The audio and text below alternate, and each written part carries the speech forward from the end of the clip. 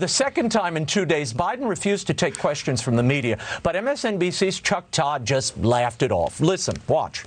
President Biden, what role do you see for Senator Harris in the coronavirus pandemic?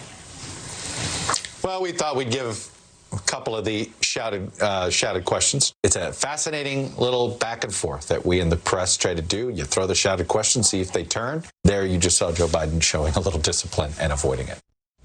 Chris, I wonder if he would have had that line if Trump had ignored reporters that way. How long can Joe Biden ignore questions from the press during major events?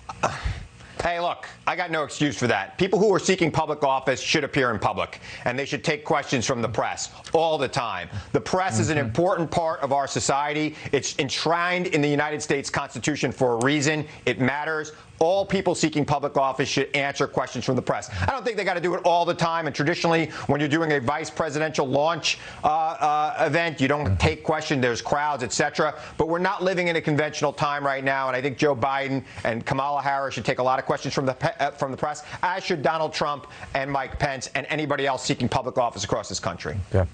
Raheem, I'm going to give you like 10 seconds here. Is it wise to have chosen a woman who 15 other Democrats survived longer in the primary season than? And I mean, Marianne Williamson lasted longer than Kamala Harris in this primary. Kamala Harris is so tepid. She's so quintessentially D.C., and that's not a compliment. But there's a single word that describes Joe Biden throughout all of this. Margaret Thatcher used it best. Frit. He's he's frightened, he's afraid, he's scared, he's confused. And I'm glad Chris agrees that he's running from the press.